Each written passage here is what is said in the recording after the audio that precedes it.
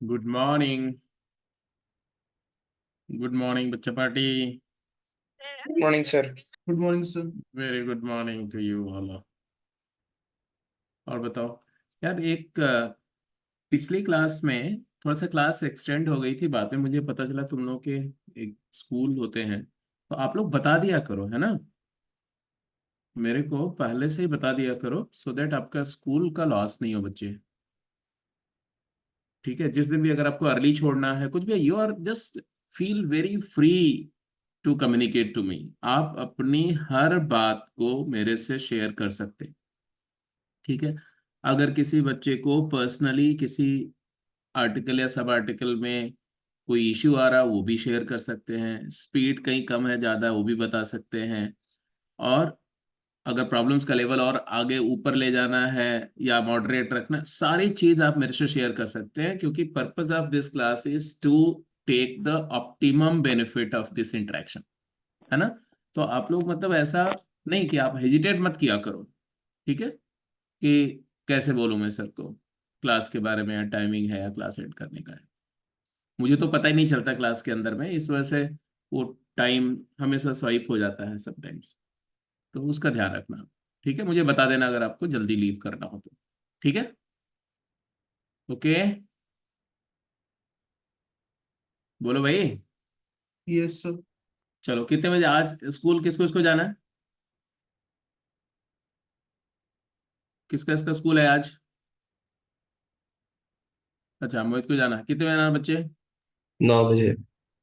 ठीक है, तो मैं 8:35 से 8:40 के बीच में अगर क्लास को एंड कर दूं, चलेगा?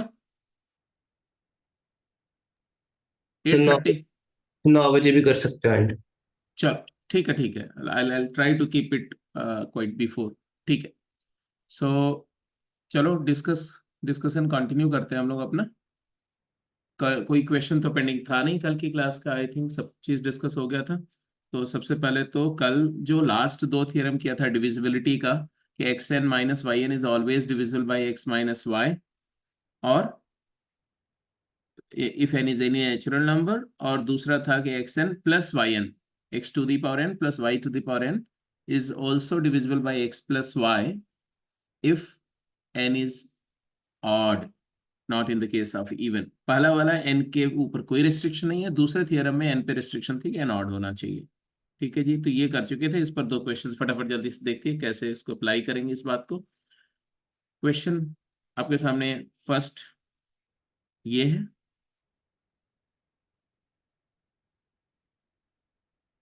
और दूसरा क्वेश्चन ये, prove that 2 raised to the power 4n minus 1 is divisible by 15। it's quite obvious, quite simple। I am just looking for your argument। And दूसरे में बोला गया, prove that 7 raise to the power 10 minus 2 raise to the power 10 is always divisible by 5, 9, 15 and 45।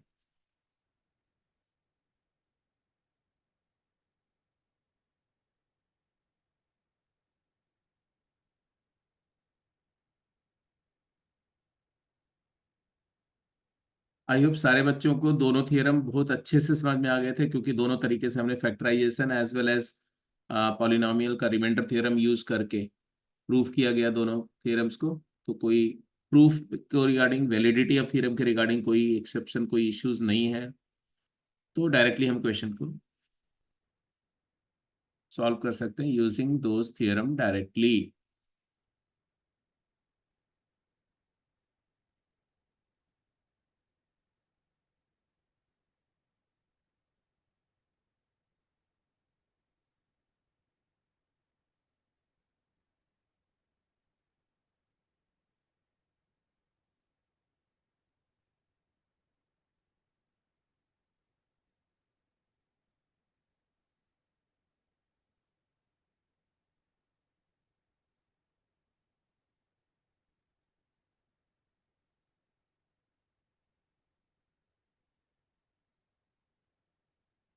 हाँ जी, first illustration जो था इसका, किसको, किसके दिमाग में इसका आइडिया आ गया? प्रणव का आ गया। ठीक है, बोलो बच्चे क्या बोला। Yes sir. सर हमें पता है sir x raised power n minus y raised power N is always divisible by x minus y. हाँ, So we can expand 2 raised to power 4n minus 1 as 2 raised to power 4 minus 1 into uh, 2 raised to power 4n minus 1 to plus 2 raised to power 4n minus 2 and so on.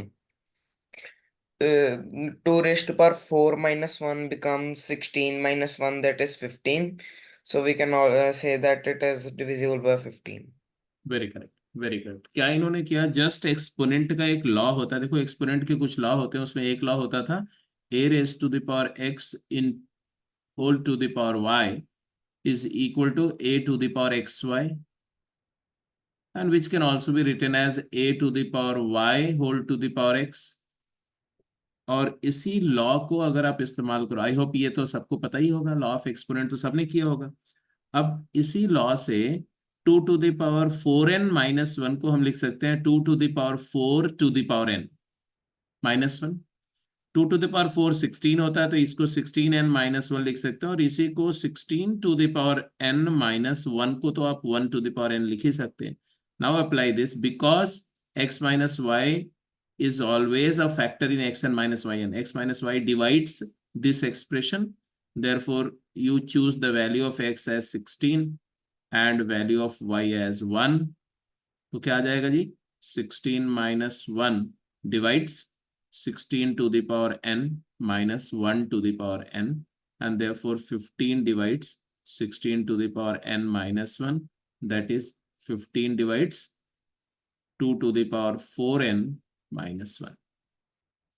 तो ये आपका straight away proof हो गया। I hope सबको समझ में आ गया होगा, इसमें कोई बड़ी रॉकेट साइंस नहीं थी, सिंपल सा लॉ ऑफ एक्सपोनेंट प्लस यही वाला थ्योरम का स्ट्रेट अवे एप्लीकेशन था। Now come to the next one.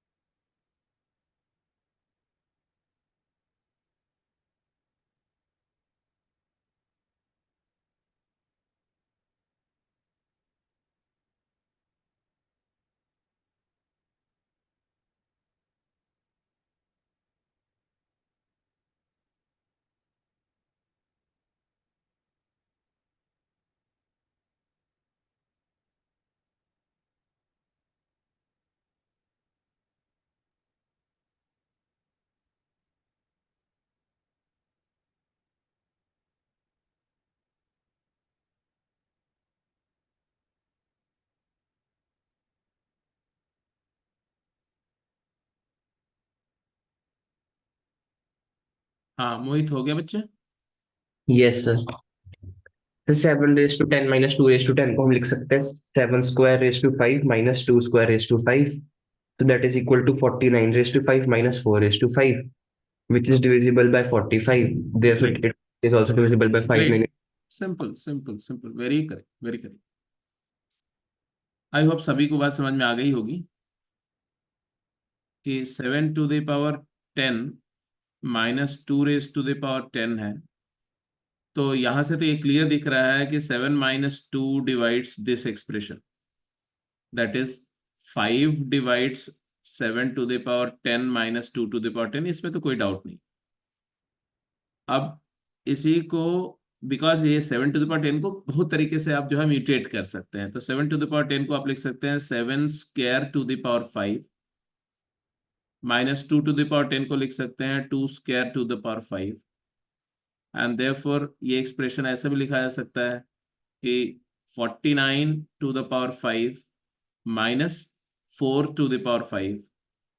अब 49 - 4 से ये डिविजिबल होगा, है ना, by the same argument। 49 - 4 divides this expression, therefore I can claim that 45 divides क्या, 7 to the power 10 -2 to the power 10।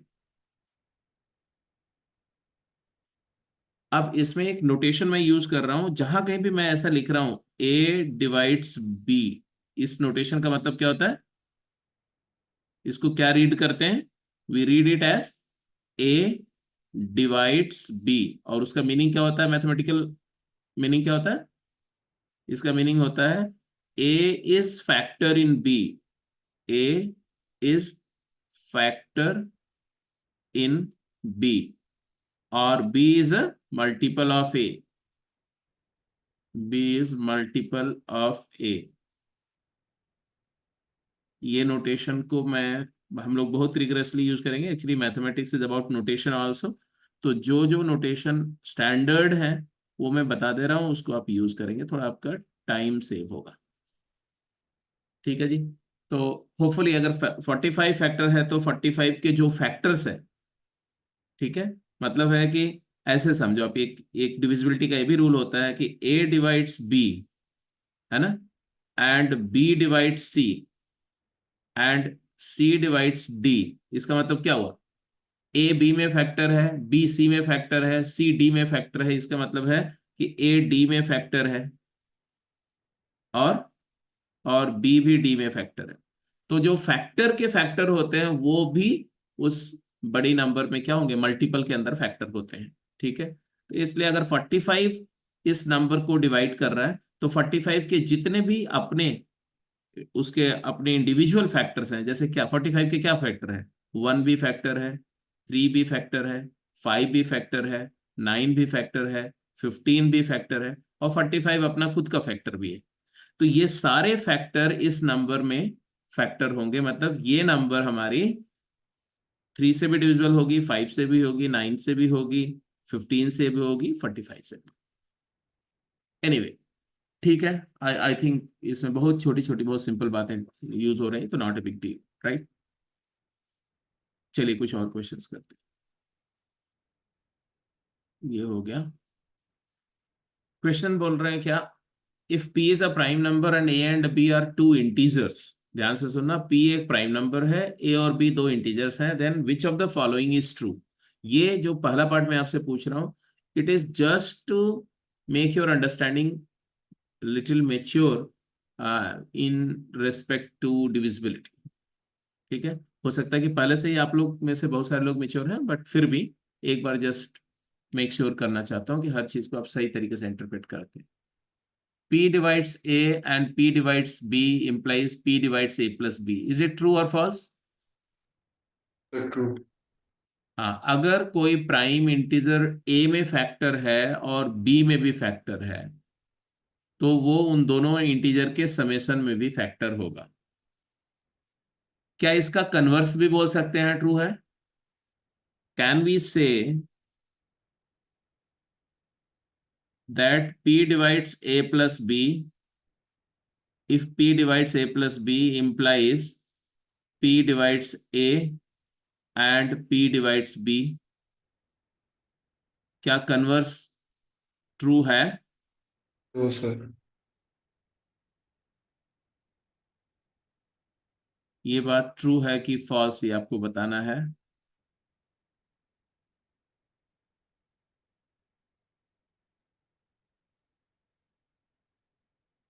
Sir false. एक एक जब भी बेटा मैथमेटिक्स में किसी स्टेटमेंट को ट्रू बोलना है ना, तो ट्रूथ बोलने के लिए आपको क्या करना होता है? उसका प्रूफ जनरेट करना होता है।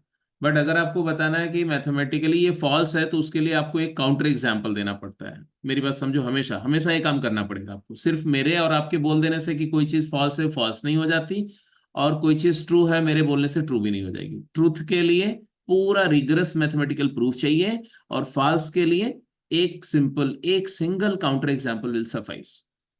तो जब आप बोल रहे हो फॉल्स है तो आप एक काउंटर एग्जाम्पल बोलो, अगर आप बोल रहे हो ट्रू है तो मैं बोलूंगा उसको प्रूफ कर। जैसे फॉरवर्ड इम्प्लीकेशन ट्रू था, ये वाला आपने बोला ट्रू है, तो उसके लिए आप ऐसा भी नहीं है आपको प्रूफ करना पड़ेगा। अगर मैं बोलूँ नहीं प्रूफ करो तो आपको प्रूफ करना पड़ेगा, या आपको मेरे से प्रूफ डिमांड करना पड़ेगा। I hope you are getting my point. ये ट्रू है और आपने इसका बोला कि ये फॉल्स है, ट्रू नहीं फॉल्स है। तो फॉल्स के लिए पहले काउंटर एग्जाम्पल बताओ। सर मान लो सर सर P एक प्राइम है जिसमें सेवन सेवन है जैसे सर। हाँ सर A की वैल्यू 6 है, B की वैल्यू 8 है। से हाँ, A प्लस बी जो होगा 14 होगा, तो 7 14 को तो डिवाइड करेगा, बट ए वेरी गुड, ए 6 और 8 को डिवाइड नहीं करेगा sir. Very good, very correct.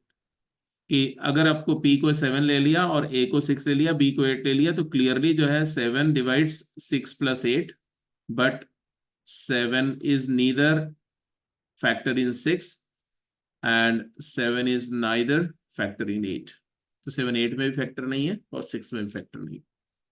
ठीक है, फॉरवर्ड इम्प्लीकेशन बिल्कुल सही था। जैसे आपने बोला इसका इसका अगर प्रूफ मुझे करना है, ये तो काउंटर एग्जांपल हो गया, इसका प्रूफ करना है तो मैं बोल सकता हूँ p डिवाइड्स a का मतलब क्या है, इसका मतलब है a is equal to p multiplied by some integer k1 and p divides b बोला गया, इसका मतलब है a is also a b is also equal to p multiplied by some integer k2 and therefore a plus b will be p times k1 plus k2। k1 integer है, k2 integer है, तो k1 plus k2 भी integer है, मतलब है मैं लिख सकता हूँ it is p times lambda where lambda is integer. और अगर ये बात सही है कि a plus b p times lambda, इसका मतलब p is a factor in a plus b, तो p divides a plus b हो गया। तो ये प्रूव हो गया कि हमने जो लिया, जहां से लिया, गिवन से स्टार्ट किया और रिजल्ट को कंक्लूड कर दिया। एनीवे अब मैं हर एक में ऐसे प्रूव नहीं करूँ क्योंकि अभी जस्ट मैं आपको टेस्ट कर रहा हूँ। तो ए वाला पार्ट हो गया, बी वाला पार्ट बताओ, सही है? Yes sir. P A yes में सर। फैक्टर है और पी बी में फैक्टर है, तो पी ए और बी के प्रोडक्ट में भी फैक्टर होगा। ट्रू। ऑब्वियस सी बात है, ट्रू है। क्या इसका कन्वर्स, ये सेकेंड स्टेटमेंट का कन्वर्स ट्रू है? सर एटलीस्ट एक में होगा सर। हाँ, अगर आप बोलते हो P divides A into B implies P divides A और B, A एंड B नहीं बोल सकते हो, है ना? A और B, क्या ये सही है? Yes sir. Yes sir. ये स्टेटमेंट सही है। और अगर मैं बोलता हूं कि P divides A and P divides B, no sir. Sir can be और कैन नॉट बी। हाँ, नॉट, जहाँ जहाँ पर कैन नॉट बी तो इसका मतलब है कोई नेसेसरी नहीं, नेसेसरी नहीं है तो वो लॉ नहीं हुआ ना, वो थियरम नहीं हुआ। तो ये वाला जो ये है और ये वाला नहीं है। अच्छा, ये जो first first statement, if I say that this is valid, this is a true statement, then इसमें भी can it be true if p is not prime? Can it be true if p is composite? Sir ऐसा हो सकता है ना कि जो मतलब फैक्टर्स कंप्राइज जो पी को करते हैं वो एक बी में और एक ए में हो, तो उसके कारण वो जरूरी नहीं है दोनों के लिए हाँ, फैक्टर हो। Exactly exactly. तो ये जो कन्वर्स वाला स्टेटमेंट भी है ना, ये स्टेटमेंट भी तभी वैलिड होगा, ये वाला स्टेटमेंट प्राइम के लिए वैलिड है, अगर पी प्राइम है तभी हम क्लेम कर सकते हैं। अगर पी कंपोजिट है ना, तो उसमें ऐसा हो सकता है कि पी में दो फैक्टर हों, समझो मेरी बात को। ऐसा एक पॉसिबिलिटी हो सकती है कि p is equal to P1 into P2, ऐसा हो गया मान लो। ठीक है, और उस केस में P divides A into B का मतलब क्या है? If P1 is a factor in A and P2 is a factor in B, समझ रहे मेरी बात को? P1 A में फैक्टर है, P2 B में फैक्टर है, और P ना तो A में फैक्टर है ना तो B में फैक्टर है, तो इस केस में क्या होगा? इस केस में P will always be a factor in P1, P1 P will always be factor in A into B, क्योंकि A और B को मल्टीप्लाई करोगे तो उसमें P1 फैक्टर भी आ जाएगा, P2 फैक्टर भी आ जाएगा। इसका मतलब P1 इंटू P2 उसमें फैक्टर आ जाएगा, तो P उसमें डिविजिबल हो जाए, P उसका फैक्टर आ जाएगा। बट P डिवाइड्स ए भी तो इंश्योर हो गया, लेकिन हम ये नहीं बोल सकते हैं कि पी ए में फैक्टर है या पी बी में फैक्टर है। जैसे बहुत सारे एग्जांपल ले सकते हैं, जैसे मान लिया 6 जो है ये 3 इंटू 4 से डिविजिबल है ना, 6 12 में फैक्टर है ना, और 12 को अपन लिख सकते हैं क्या? 3 इंटू 4। बट 6 ना तो 3 में फैक्टर है ना तो 6 4 में फैक्टर है, तो 6 का कुछ फैक्टर 3 में, मतलब 3 वाला फैक्टर 3 में आ गया और 6 में जो 2 फैक्टर है वो जो है 4 में फैक्टर आ गया। इसकी वजह से 6 जो है 3 और 4 के प्रोडक्ट में तो फैक्टर आ गया, बट इंडिविजुअली ना तो 3 में फैक्टर ना तो 4 में फैक्टर। ये इसलिए पॉसिबल हुआ क्योंकि 6 जो है वो प्राइम नहीं है, 6 जो है कंपोजिट है। एनीवे, चलिए आगे। ये वाला भी हो गया, ये वाला हो गया, लास्ट वाला, second last, P divides A and P divides B implies P divides A minus B। ये तो ऑब्वियस सी बात है ना, ये ऑब्वियस सी बात है। ये D वाला, P A में फैक्टर है, P B में फैक्टर है, तो P A और B के लीनियर कॉम्बिनेशन में K times A plus M times B में फैक्टर होगा। आई ट्रू थिंक ट्रू है, ट्रू। ट्रू है, correct. Now go to the question number 2।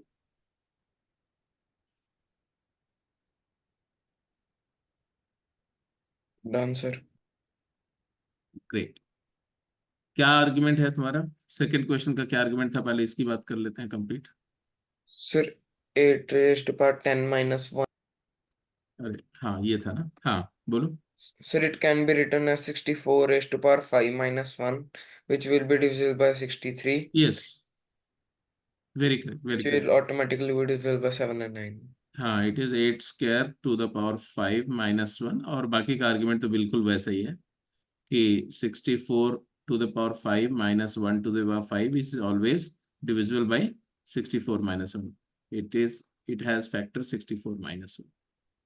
64 minus 1 क्या होता है? 63 होता है। 63 से डिविजिबल हो गया तो 63 के साथ 7 से भी हो गया और 9 से भी हो गया, 21 से भी हो गया, है ना? तो ये सारे से डिविजिबल हो गए। हाँ जी।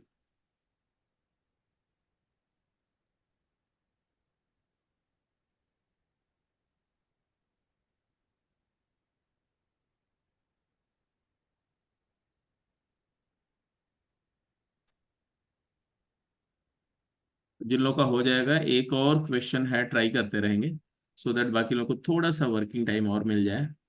तो मैं एक क्वेश्चन लिख रहा हूँ, क्वेश्चन नंबर 6, 5 लिख रहा हूँ, ठीक है? और क्वेश्चन है,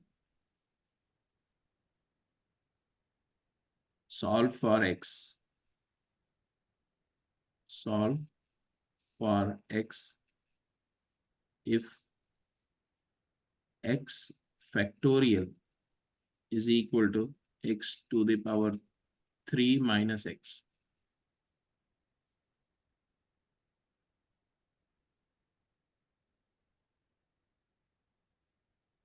और इसी तरह से एक और पार्ट कर लेना आप,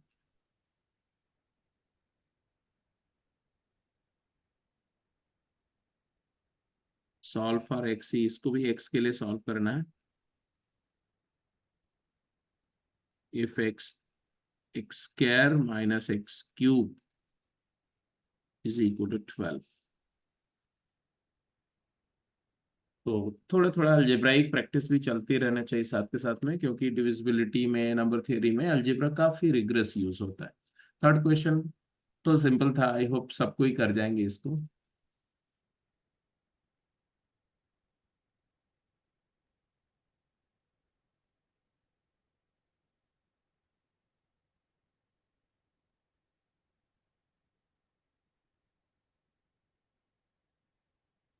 अभी जो थ्योरम, दो थ्योरम आपने किए है ना, उसका बहुत रिग्रेस एप्लीकेशन आएगा लिमिट्स में, उसका बहुत रिग्रेस एप्लीकेशन आएगा rationalization, multiple rationalization of the irrational answers. तो ये बहुत, इवन इवन जो कॉम्प्लेक्स नंबर्स को रियल बनाने के लिए, डिनोमिनेटर या न्यूमरेटर को रियल एक्सप्रेशन में कन्वर्ट करने के लिए भी उसका मतलब, ये बहुत यूजफुल दो थ्योरम है। ऐसा नहीं है कि सिर्फ डिविजिबिलिटी में हम लोग यूज कर रहे हैं इसको, इसके बहुत वर्सेटाइल एप्लीकेशंस हैं पूरी मैथमेटिक्स में।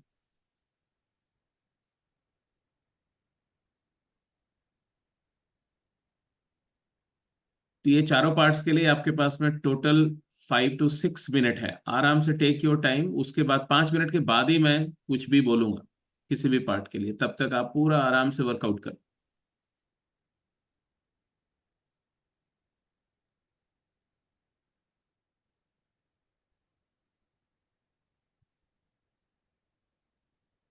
कौन कौन सा हो गया?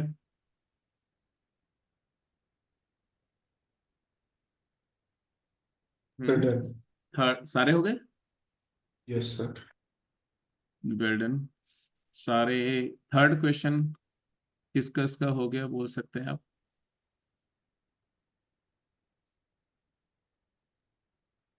ठीक है, और फोर्थ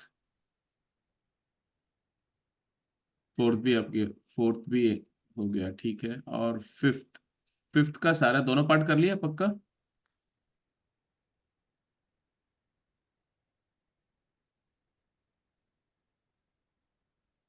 तो जिनका हो गया होगा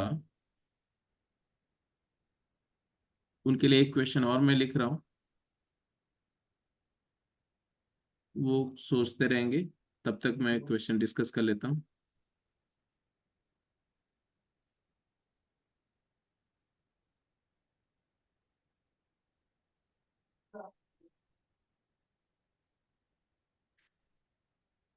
आपको प्रूफ करना है, या शो दैट ऐसा लिखो, show that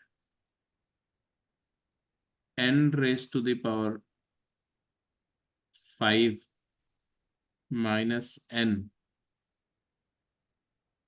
is always divisible by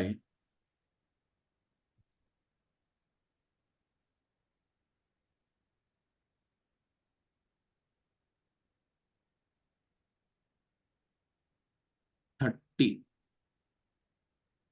given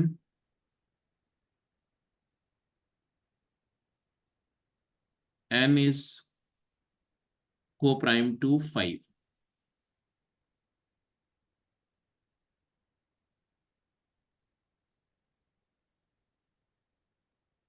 and n belongs to natural number। ठीक है, now come back to the question number third से स्टार्ट करते हैं। थर्ड क्वेश्चन क्या था? थर्ड क्वेश्चन बेटा, जस्ट किसके बैकग्राउंड में नॉइज है? युवेश, म्यूट कर लो अपने आप को बच्चे।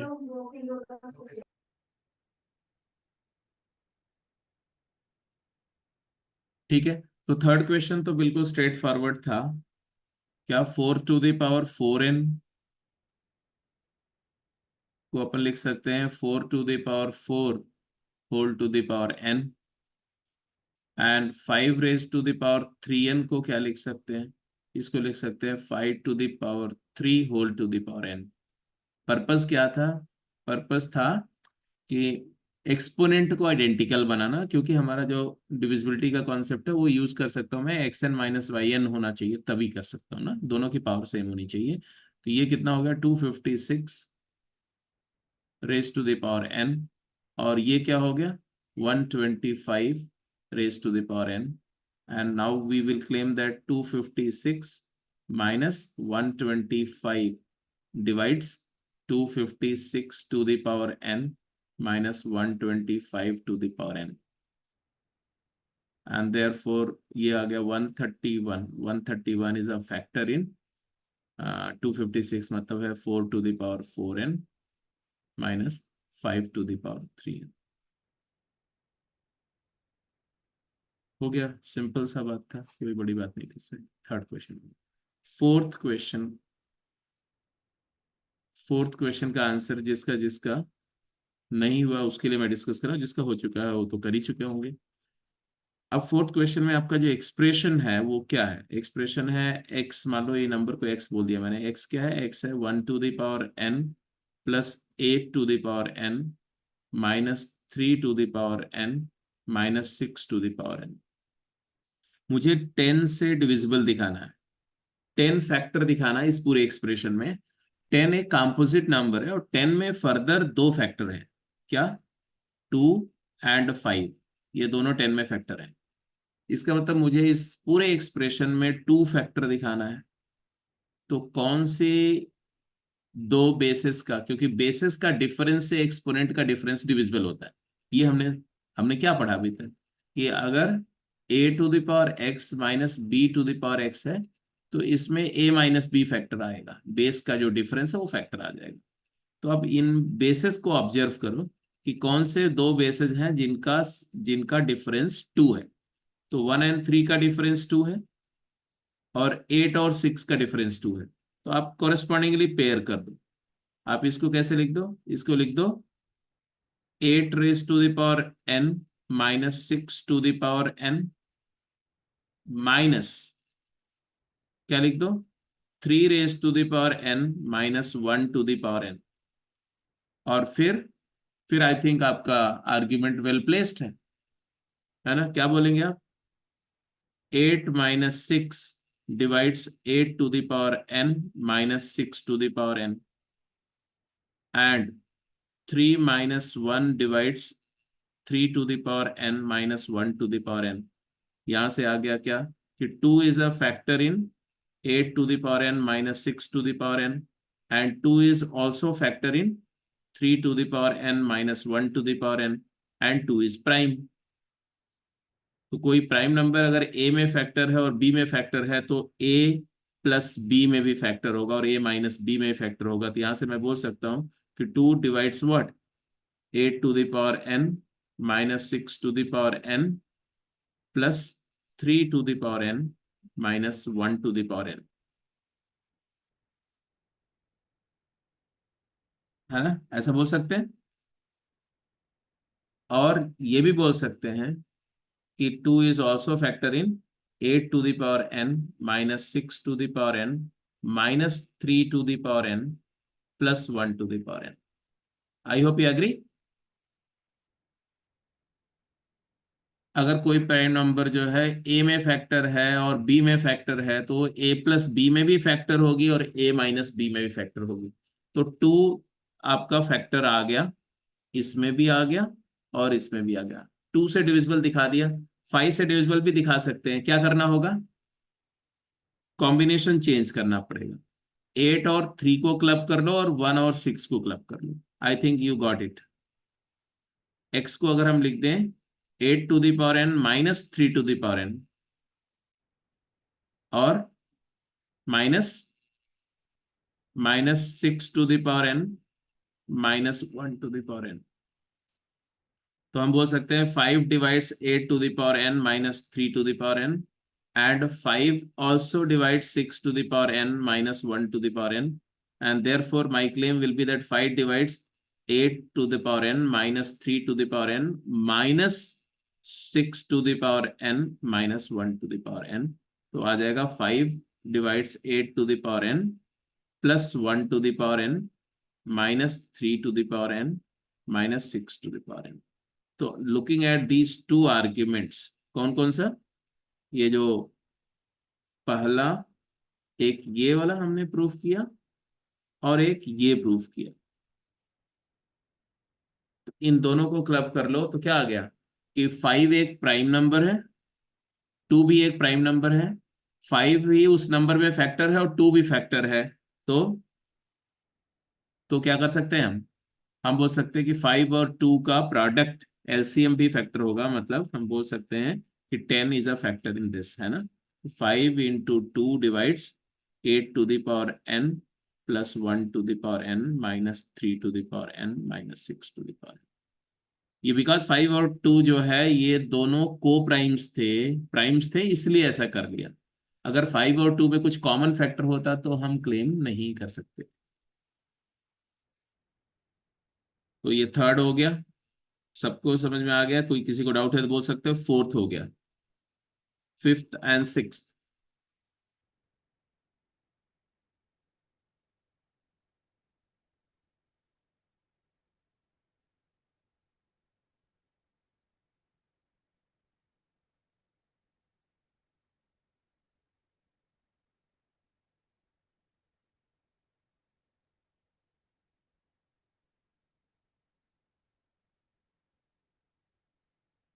फिफ्थ क्वेश्चन का ए पार्ट और बी पार्ट दोनों ही वैसे सिंपल था, ऐसा डुएबल प्रॉब्लम थी। मैंने ऐसा कोई क्वेश्चन नहीं दिया आपको जिसमें आपको कोई ज्यादा तकलीफ हो। चलो इसको क्लियर करते हैं, यहाँ बात करते हैं। जैसे ये है, कैसे अप्रोच किया इसको? X factorial x cube minus x है। एक्स फैक्टोरियल क्या है? एक्स क्यूब माइनस एक्स, ऐसा दिया हुआ। एक्स फैक्टोरियल होता क्या है? एक्स फैक्टोरियल होता है x into X minus one into X minus to का फैक्टोरियल,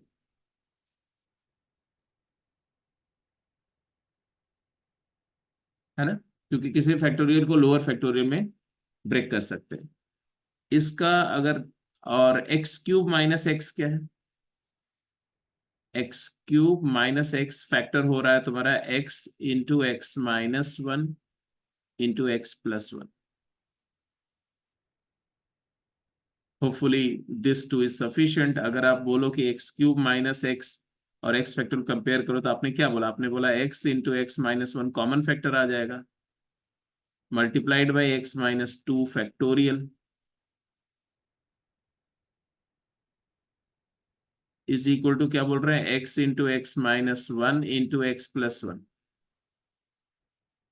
इसके बाद क्या कर सकते हैं, इसके बाद आप सब कुछ राइट में लाओ या लेफ्ट में ले जाओ, कुछ भी करो, तो एक्स और X minus one shift R H S to left hand side transpose किया, X into X minus one common ले लिया, क्या बचा, X minus two factorial and minus X plus one, it is equal to zero. यहां से क्या क्या answer आ रहा है बताते जाओ। एक बात तो आ गई कि अगर प्रोडक्ट जीरो है तो या तो ये जीरो है, एक्स इक्वल टू जीरो, और x equal to one.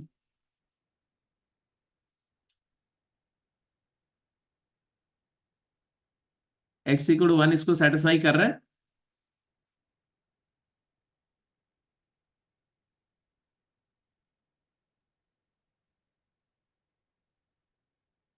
No sir. No sir. तो वन रूट क्यों आ रहा है,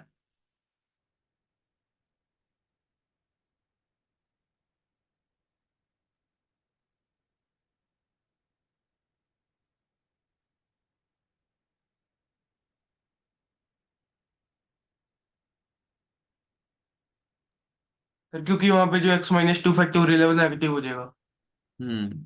एक्स माइनस टू फैक्टोरियल हम लिख ही नहीं सकते ना वहां पर, है ना। और x equal to zero satisfy कर रहा है, वो तो ठीक है, जीरो फैक्टोरियल को वन लेकर के एक्स इक्वल टू जीरो को तो हम जस्टिफाई कर सकते हैं। एक्स इक्वल टू वन नहीं सेटिस्फाई कर रहा, क्योंकि अगर एक्स को वन पुट करेंगे तो ये नेगेटिव फैक्टोरियल बन जाएगा। जीरो कैसे कर रहे हैं सर इसमें? जीरो फैक्टोरियल वन होता है और जीरो माइनस जीरो भी वन होता है। अब जीरो फैक्टोरियल वन क्यों होता है, ये इंपॉर्टेंट बात है। जीरो माइनस जीरो जीरो ही होगा। अच्छा एक सेकंड, मैं क्या बोल रहा हूँ यार। हाँ वही आर्गुमेंट जीरो में भी गया ना, जीरो तो नहीं सेटिस्फाई करेगा क्योंकि यहाँ पर भी तो नेगेटिव फैक्टोरियल हो रहा है ना। तो x equal to zero and x equal to one, ये दो ऑलरेडी आपको यहाँ पर बोलना पड़ेगा कि x is neither zero nor one, इसको डिफाइन होने के लिए। ये जो फैक्टराइजेशन हम कर रहे हैं ना, ये फैक्टराइजेशन को वैलिड होने के लिए हमें क्या लिखना पड़ेगा, हम अज्यूम करेंगे कि when x is greater than equal to two, तभी हम इस तरह से ब्रेक कर सकते हैं। एंड देयरफॉर ये दो फैक्टर हम यहाँ से ये वाला तो जीरो हो नहीं सकता, दिस इज नॉट जीरो। तो नॉट जीरो है तो आपका क्या आएगा, आपको मिलेगा x minus two factorial is equal to x plus one. अब क्या करें, इसके बाद क्या किया, सर अगर हम एक्स की वैल्यू ज्यादा बड़ी ले लेंगे तो सर वो फैक्टोरियल बहुत ज्यादा अप्रोच कर जाएगा, तो हमें एक्स को थोड़ा मतलब फोर फाइव ऐसा कुछ रखना पड़ेगा। हाँ इसके बाद भी आप बहुत कुछ और भी सोच सकते हो। इसको आप लिख सकते हो x minus to and plus three, और इसको एक्स माइनस टू फैक्टोरियल कर दो, तो आ जाएगा तुम्हारा x minus to into X minus three factorial. चाहे वहीं पर भी खत्म कर सकते हो आप, जिस तरह से सोच रहे हो ना, that is also okay. Minus x minus two is equal to three.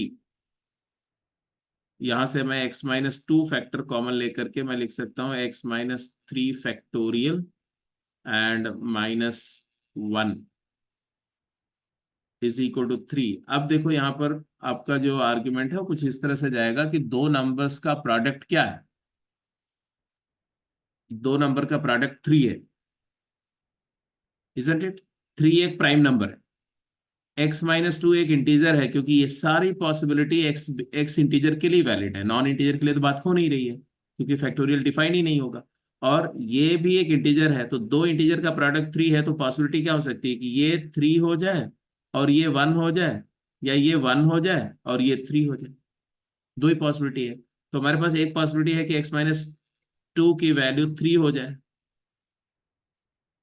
And x minus three factorial minus one की वैल्यू वन हो जाए। तो यहां से x की पॉसिबिलिटी आ रही है x equal to five, but x equal to five यहां चेक करना पड़ेगा कि ये सेटिस्फाई कर रहा है कि नहीं। तो फाइव माइनस थ्री क्या होता है, two. Two factorial minus one one satisfy कर रहा है, तो x इक्वल टू फाइव एक सोल्यूशन आ गया। दूसरा पॉसिबिलिटी था कि x माइनस टू की वैल्यू वन हो जाए, तो x माइनस टू अगर वन हो गया तो यहां से हमारा क्या आएगा जरा बताओ। तो x की वैल्यू थ्री आ गई, x की वैल्यू थ्री यहां पर पुट करो, तो ये सेटिस्फाई नहीं करा दूसरा वाला, तो ये वाला रिजेक्ट हो जाएगा। तो फाइनल आंसर क्या है, फाइनल आंसर है एक्स की वैल्यू क्या है, फाइव है। एक्स की वैल्यू फाइव ओरिजिनल कंडीशन को सेटिस्फाई कर रही है ना। किसका इसका आया था x equal to five,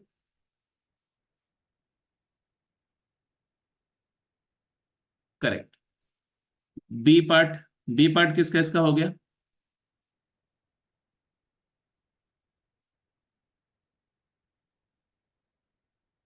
B part तो सिंपल है ना, सभी का हो जाना चाहिए। सिक्स क्वेश्चन किसका इसका हो गया,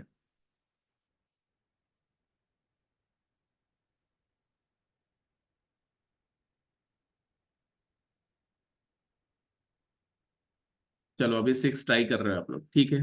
तब तक मैं बी डिस्कस कर लेता हूँ। थर्ड हो गया जी, फोर्थ हो गया जी, फिफ्थ का ए हो गया, फिफ्थ का बी की बात करते हैं। फिफ्थ बी अगर आप देखो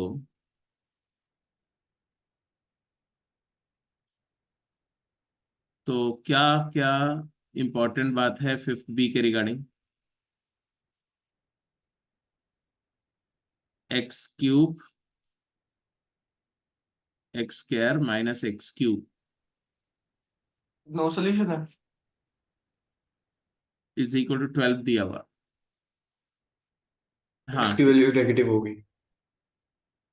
हाँ, ये बात तो पक्का है। तो क्या किया मुझे पहले बताओ।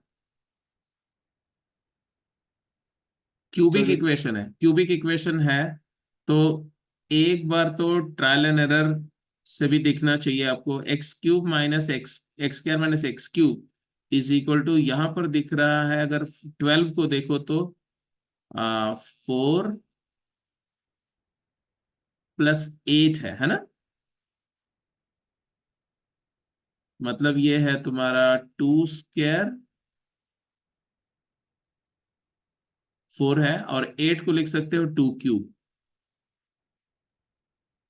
यहां पर स्क्वायर एंड क्यूब है, इधर भी स्क्वायर एंड क्यूब है, फर्क सिर्फ है कि यहां पर माइनस है, यहां पर प्लस है। अब आप सोच सकते हो कि कैसे फैक्टर करें, है कि नहीं।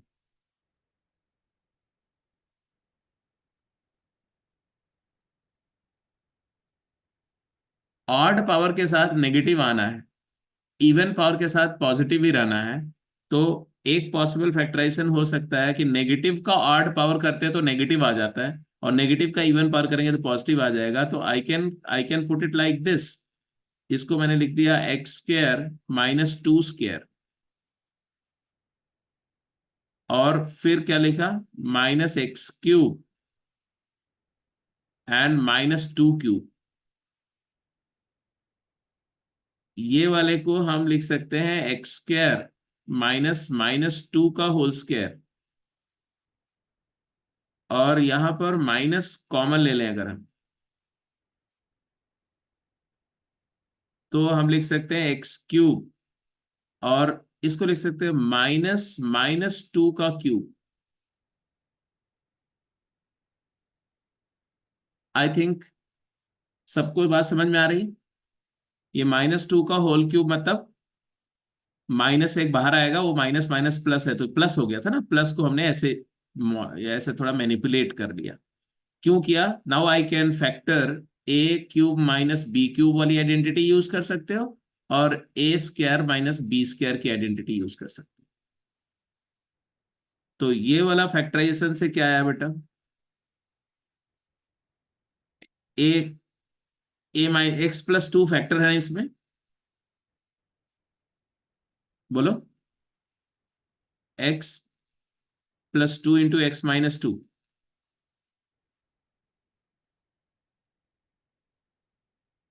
X plus two into X minus two. इधर में क्या आएगा? A cube minus B cube is always divisible by A minus B, तो एक्स प्लस टू यहां भी फैक्टर है, एक्स माइनस माइनस टू। इसके अलावा दूसरा फैक्टर क्या आएगा यहां पर? A cube minus B cube क्या होता है? A minus B into A square plus A B plus B square, है ना? ए की जगह एक्स है और बी की जगह माइनस टू है, तो क्या आएगा? एक्स स्क्वायर, बोलो, minus B X minus two X and plus four. Is it okay? बोलो भाई। Yes sir. अब बात खत्म हो गई, एक्स प्लस टू तुम्हारा फैक्टर बाहर ले लो, and taking X plus two out, आपके पास जो एक्सप्रेशन बचेगा वो आपको क्लियर दिख रहा है कि x minus two minus x square plus two x minus four equal to zero. The moment you get a linear factor, किसी भी क्यूबिक का एक लीनियर फैक्टर कर दिया ना, तो दूसरा फैक्टर क्वाड्रेटिक होगा। वो क्या होगा? वो दिख ही रहा है तुम्हारा, minus x square plus x minus to है, नहीं माइनस सिक्स है। या माइनस कॉमन ले लो तो क्या आ जाएगा? माइनस कॉमन लेकर के आ जाएगा एक्स स्क्वायर, और टू एक्स और एक्स थ्री एक्स था, तो माइनस थ्री एक्स हो जाएगा, और माइनस सिक्स का प्लस सिक्स हो जाएगा। तो ऑब्वियसली या तो एक्स की वैल्यू माइनस टू आएगी, और या तो आप बोलो कि X square minus three X plus six zero आ जाए। इसको सॉल्व करते हैं, अगर पहली बात इसका डी लेस देन जीरो तो इसका रूट इमेजिनरी नॉन रियल आएगा। फिर भी अगर आप लिखते हैं तो क्वाड्रेटिक फॉर्मूले से एक्स की वैल्यू क्या आएगी? आएगी three plus minus square root of nine minus 24 by two. तो आपके पास जो आंसर आएगा वो three plus minus nine minus 24 कितना होता है? 15, नेगेटिव 15।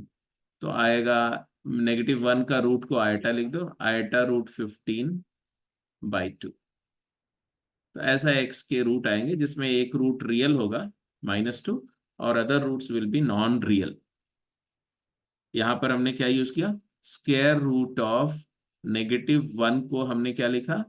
ये एक नॉन रियल नंबर होती है, इसको हम आयोटा लिखते हैं। इसके बारे में लास्ट में डिस्कशन होगा जब रियल नंबर तक हम लोग क्लोज करेंगे। तो ये फिफ्थ क्वेश्चन का ए पार्ट हो गया, फिफ्थ क्वेश्चन का बी पार्ट हो गया। यहां तक हो गया। सिक्स क्वेश्चन में कोई प्रोग्रेस? क्वेश्चन नंबर सिक्स में कोई प्रोग्रेस हुई अभी तक?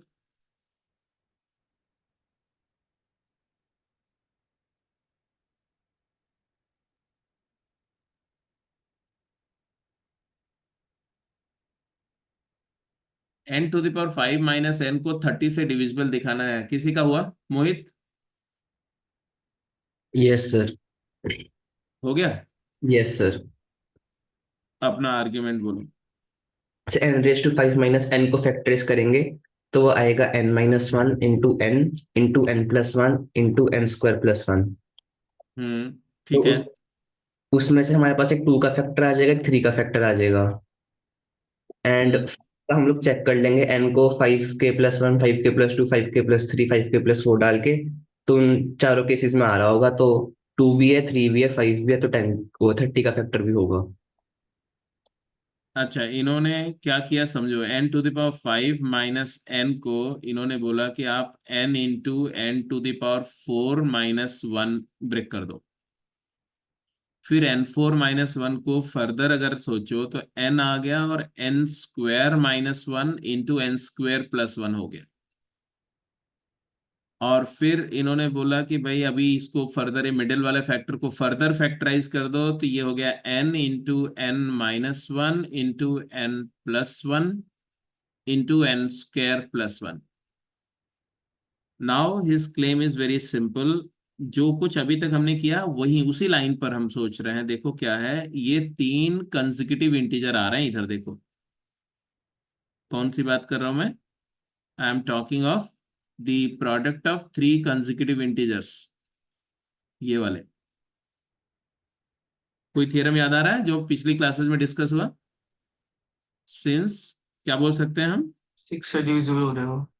हाँ, product of 3 consecutive integer n+1, उसका लोअर इंटीजर है n, उसका लोअर इंटीजर है n-1, is always divisible by 3 factorial. 3 consecutive integer का प्रोडक्ट 3 फैक्टोरियल से डिविजिबल होगा। तो 3 फैक्टोरियल मतलब 6 से डिविजिबल होगा। तो 6 फैक्टर आ गया इसमें। तो इससे हमने क्या प्रूव कर दिया? इससे हमने प्रूव कर दिया कि 6 is a factor in n⁵ - n। हमें क्या दिखाना था? हमें दिखाना था कि 30 फैक्टर है। 6 फैक्टर आ गया तो हमें क्या फर्दर प्रूव करना है? So need to prove what? Need to prove that 5 is a factor, that 5 is also a factor in this expression. अब 5 इसमें फैक्टर है, उसके लिए n एक इंटीजर है। तो इन्होंने एक मेथड यूज किया जिसको बोलते हैं एग्जॉस्टिव मेथड। n को आपने लिया कि भाई n अगर इंटीजर है तो n या तो 5k होगा, या तो n 5k + 1 होगा, या तो n 5k + 2 होगा, या तो n 5k + 3 होगा, है ना? ऐसे करके n की वैल्यू 5k + 4 तक ली इन्होंने। और उसके बाद हर एक केस के लिए, जैसे n 5k है तो हमें प्रूफ करने की जरूरत नहीं, ये तो हो ही गया, क्योंकि यहां भी 5 का मल्टीपल आ जाएगा, दूसरे में आ जाएगा, तो पिछले वाले थ्योरम से हो जाएगा। n अगर 5k + 1, एक्चुअली n⁵ और n का रिमाइंडर सेम आएगा। मेरी बात समझ रहे हो? n एक इंटीजर है, तो और 5 के रेस्पेक्ट में कांग्रुएंसी देख रहे हैं, तो n⁵ और n में सेम रिमाइंडर आएगा, इसलिए सब्ट्रैक्ट करके वो 0 हो जाएगा और डिविजिबिलिटी आती रहेगी। जैसे n⁵ करोगे तो क्या आएगा? 5k + 1⁵ करोगे तो इसमें फाइनली ये जो नंबर आएगी ना, वो 5 टाइम्स समथिंग +1 आएगी। तो ये 1 यहां भी 1 आएगा, उधर भी 1 आएगा, वो कैंसिल हो जाएगा। तो ठीक है, इन्होंने जैसे किया वो वैलिड है, लेकिन बहुत लेंथी हो जाएगा। तो उसका एक दूसरा तरीका भी है सोचने का। सोचने का क्या, वो एक थ्योरम है, वो थ्योरम मैं आपसे डिस्कस करने जा रहा हूं, आप लिखिए एक जगह पर, ठीक है? तो मेंशन करेंगे 2 बहुत इंपॉर्टेंट थ्योरम है जो प्राइम नंबर्स के लिए इस्तेमाल होते हैं। उसमें से एक है फर्मैट्स थ्योरम। तो राइट डाउन फर्मैट्स थ्योरम। ये एग्जॉस्टिव मेथड ऑफ प्रूफ से हो जाएगा। उसमें भी कुछ बच्चे आप में से जो है जिनको एक्सपेंशन थोड़ा सा हायर पावर का नहीं आता होगा, तो वो मैं बता दूंगा अभी। बट अभी हम लोग डिस्कस करने जा रहे हैं फर्मैट्स थ्योरम। तो आप लिखेंगे फर्मैट्स थ्योरम, फिर ये क्वेश्चन को क्लोज कर देंगे उससे। थ्योरम क्या बोलता है? It says that if n is a natural number and p is a prime number, n एक नेचुरल नंबर हो, p कोई प्राइम नंबर हो, और n और p को प्राइम है। So given n is a natural number and p is a prime number such that n is co-prime to p. n and p are relatively prime. n and p do not share any common factor except 1. Then n raised to the power p minus n is always divisible by p. तो n to the power p minus n जो होगा उसमें p हमेशा factor होगा। Prime number से divisibility के बहुत ही गिने चुने थ्योरम्स होते हैं, उसमें से एक थ्योरम ये। जैसे इसका प्रूफ अभी नहीं डिस्कस कर रहे हैं हम, प्रूफ आप आपके ऊपर छोड़ते हैं, बाइनोमियल थ्योरम करने के बाद में आराम से आप इसका प्रूफ करना। जैसे कि अगर मान लो n की वैल्यू अपन ले लेते हैं 2 ले लो, एंड p की वैल्यू को ले लो 5, तो क्या है 2⁵ minus 2 is divisible by 5। Clear है ना, दिख रहा है, समझ में आ रहा है, वेरीफाई हो रहा है।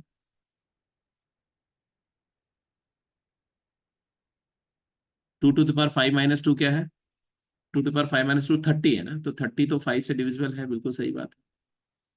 ऐसे n की वैल्यू कुछ भी ले लो, जैसे n की वैल्यू 5 ले लो एंड p की वैल्यू 2 ले लो, तो आप बोल सकते हो क्या कि 5²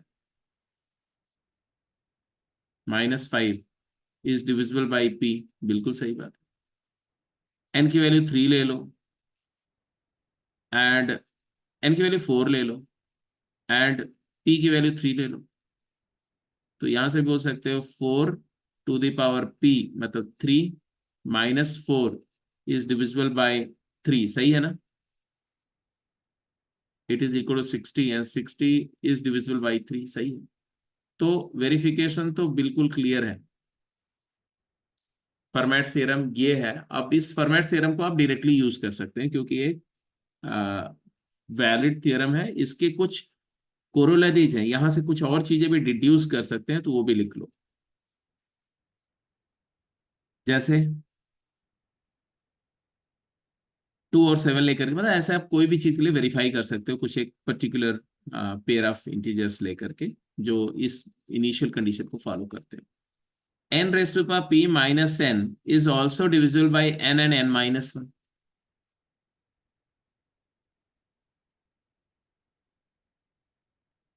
I hope you agree. और दूसरा कंक्लूजन यहां से ये भी ले सकते हैं कि n⁵p minus n is divisible by n into n minus 1.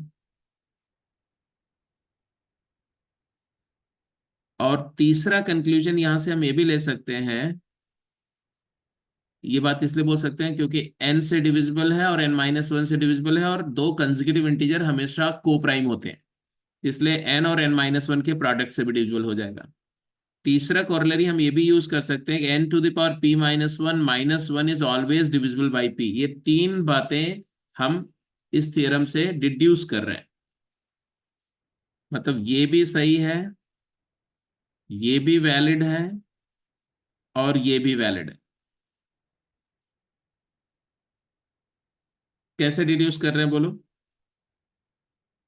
पहला वाला तो क्लियर है कि n⁵p माइनस n को हम लिख सकते हैं क्या, n कॉमन लिया तो आया n⁵p माइनस 1 माइनस 1, और फिर आपको पता है कि ये जो क्वांटिटी है ये n माइनस 1 से डिविजिबल है, तो n minus 1 divides n⁵ any thing minus 1, है ना, एनी नेचुरल नंबर, तो n⁵p माइनस 1 माइनस 1 ये हमें मालूम है, तो इसलिए हम इसको क्या लिख सकते हैं, इसको लिख सकते हैं n, और ये दूसरे वाले ब्रैकेट को लिख सकते हैं n minus 1 multiplied by something lambda where lambda is an integer.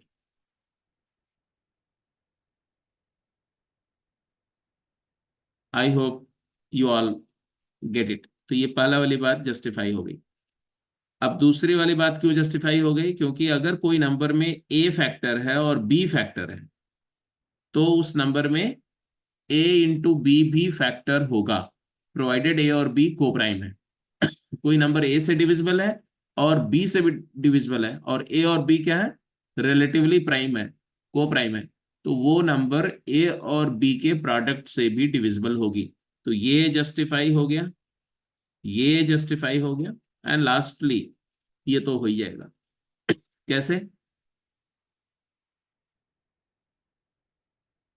n, n से डिवाइड कर देंगे क्वेश्चन को। हाँ n⁵ माइनस n को आप लिख सकते हो n multiplied by n⁵p minus 1 minus 1। ये जो लास्ट वाली बात है ना, ये तभी वैलिड होगी जब p क्या है, प्राइम है, बिकॉज p प्राइम है इसलिए हम बोल सकते हैं। क्यों, क्योंकि आपने बोला कि इस नंबर में n फैक्टर है और ये फैक्टर है, और आपने बोला कि p divides this, p divides n⁵p minus n by Fermat theorem. This implies p divides what, n multiplied by n to the power p minus one. p इस पूरे में फैक्टर है, बट एक बात अच्छी तरह से गिवन है कि p इसमें फैक्टर नहीं है, since p does not divides n। भाई p दो नंबर के प्रोडक्ट में फैक्टर है, बट पहले वाले फैक्टर में फैक्टर नहीं है, तो किस में फैक्टर होगी? इसका मतलब है कि p must be factor in n to the power p minus one. Why? Because p is a prime number. तो प्राइम नंबर को बांट के फैक्टर नहीं कर सकते कि वो प्राइम नंबर का एक फैक्टर पहले में आ गया, दूसरा दूसरे में आ गया, वो नहीं, क्योंकि प्राइम नंबर का कोई फैक्टर है नहीं उसमें, वो खुद ही अपना फैक्टर है, दैट्स इट। तो p divides n to the power p minus one. ठीक है। अब मैं इसी थ्योरम का रेफरेंस दे करके वहां पिछले क्वेश्चन में मैं बात कर सकता हूं क्या? हमारा क्वेश्चन क्या था? हमारा क्वेश्चन था कि n to the power 5 minus n, तो हम क्या बोल सकते हैं? हम बोल सकते हैं is divisible by 5, is always divisible by 5 using Fermat theorem. Fermat साहब ने क्या बोला कि ये नंबर 5 से डिविजिबल होगी। अब ये 5 से डिविजिबल होगी ये बोल दिया, और ऑलरेडी हम क्या प्रूव कर चुके हैं? Also that n to the power 5 minus n is n into n minus one into n plus one into n square plus one. So it's divisible by 6। 3 factorial से डिविजिबल हम prove कर चुके हैं, and therefore 5 और 6 30 divides n to the power 5 minus n। तो 5 उसमें factor है और 6 भी फैक्टर है, और 5 एंड 6 क्या है? को प्राइम्स है। सिंस 5 एंड 6 का जो HCF है वो 1 है, 5 एंड 6 आर को प्राइम, एंड देयरफॉर 5 और 6 के प्रोडक्ट से भी डिविजिबल हो गया एक्सप्रेशन। आई थिंक अंडरस्टूड, कोई दिक्कत तो नहीं?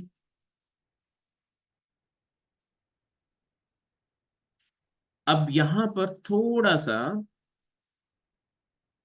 मैं आपसे, क्योंकि बार बार कुछ कुछ कुछ बच्चों को हो सकता है जो लोग ऑलरेडी प्रैक्टिस में हैं, काम कर रहे हैं, उनके साथ तो दिक्कत नहीं हो रही होगी, लेकिन जो लोग जो है इस तरह के रिग्रेस एनालिसिस में नहीं है, स्पेशली प्रूफ्स में, तो उनको थोड़ी सी तकलीफ हो सकती है कि हम लोग बार बार कुछ एग्जॉस्टिव मेथड से कर लिया, या ऐसे कर लिया, या वैसे कर लिया, ऐसे बात ही कर रहे हैं। ठीक है, तो अभी मैं थोड़ा सा प्रूफ पे डिस्कस करूंगा ब्रीफली, लेकिन बाय दैट टाइम एक दो क्वेश्चन और करते हैं। ठीक है, ये क्वेश्चन तो हो ही गया था आपका, ये डिस्कशन भी हो गया,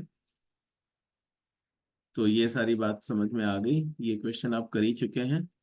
चलिए एक बार just to check your basic understanding of the Fermat theorem, फटाफट देखिए, बताइए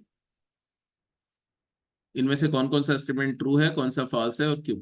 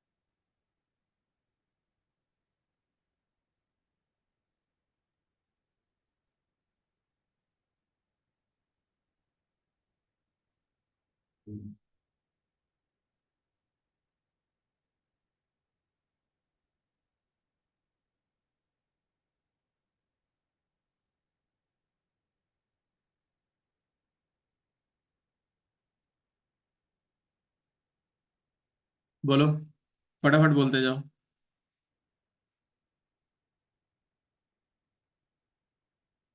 ए पार्ट ट्रू और फॉल्स? तो ट्रू। हाँ, क्या किया? n to the power 6 minus one को आपने लिख दिया होगा, n टू द पावर 6 को लिख दिया 7 -1 -1, और फिर बिकॉज हम अभी थोड़ी देर पहले बोल चुके हैं क्या कि n to the power p -1 -1 is divisible by p, divisible by p if n and p are co-prime।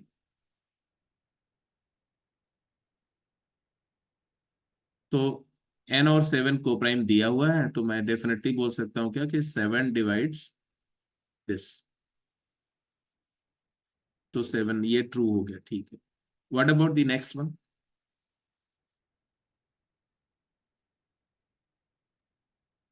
False. False है, क्यों? अरे इससे तो 7 ही प्रूफ होगा ना, 7 से डिविजिबल है। नहीं नहीं नहीं, क्या बोला?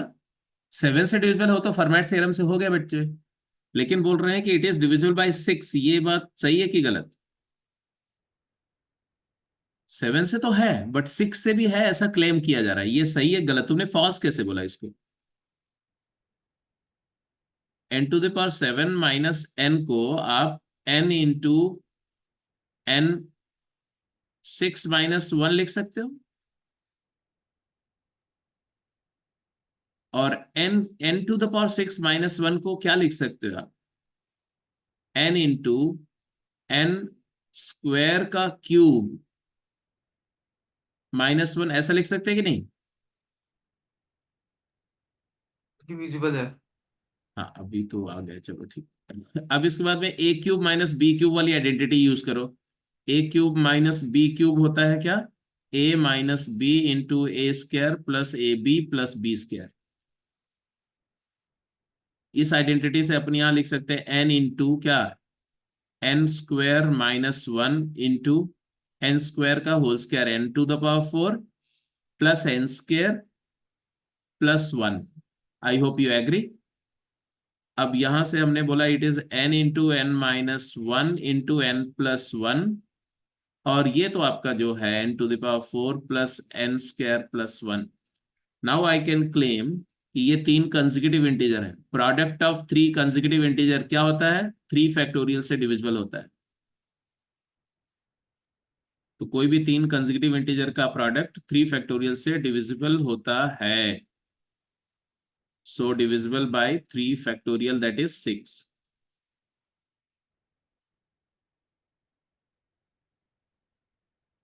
तो ये 6 से डिविजिबल हो गया, तो ये वाला स्टेटमेंट भी ट्रू है।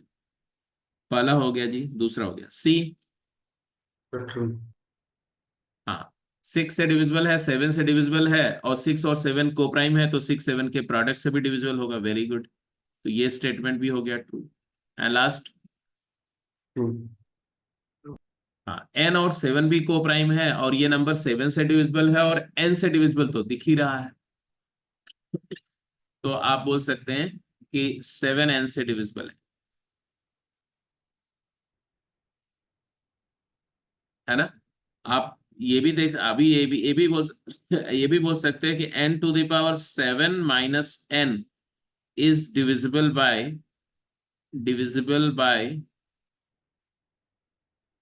n स्क्वायर माइनस n, बोल सकते हैं, क्योंकि n से डिविजिबल है, n-1 से भी डिविजिबल है, यस सर। तो n स्क्वायर माइनस n से डिविजिबल है। Even n square plus n से भी डिविजिबल है, क्योंकि n से डिविजिबल है, n+1 से डिविजिबल है, n और n+1 भी को प्राइम होते हैं, तो उनके प्रोडक्ट से डिविजिबल है, तो n स्क्वायर प्लस n से भी डिविजिबल है।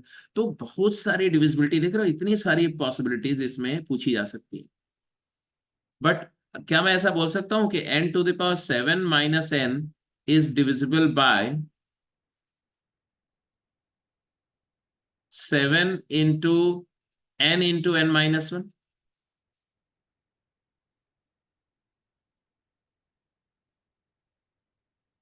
वो सर जरूरी नहीं है -1 और 7 को प्राइम है। हाँ, इसमें थोड़ा सा पेच आ गया, क्योंकि 7 और n तो को प्राइम है, लेकिन 7 और n-1 को प्राइम है, ये हम क्लेम नहीं कर सकते अनलेस इट इज गिवन। तो ठीक है, कोई ना कोई ना, यू गॉट इट। आगे चलते हैं।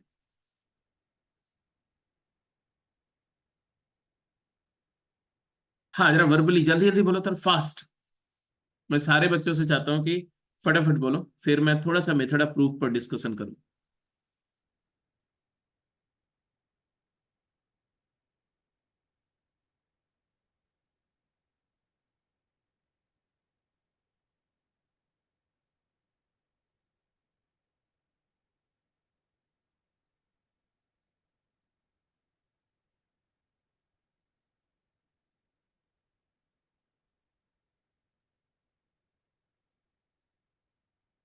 हाँ जनता, विच पार्टी, फटाफट बोलो। ट्रू। ए, 12 को 13 माइनस सी 1 लिया। पार्ट, डी पार्ट, सी हाँ पार्ट। हाँ, तो ए पार्ट ट्रू है। बी पार्ट, तो true.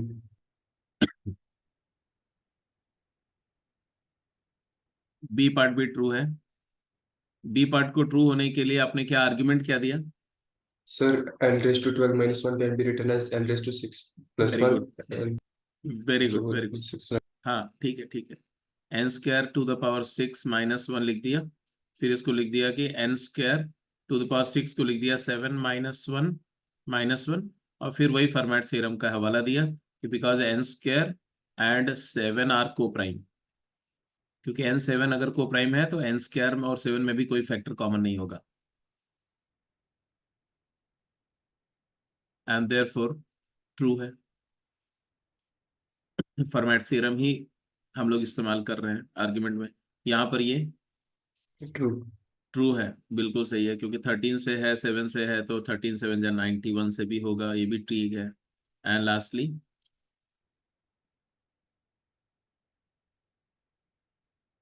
n to the power 12 minus a to the power 12 is divisible by 13 if n and a are n prime to 13, means co-prime to 13।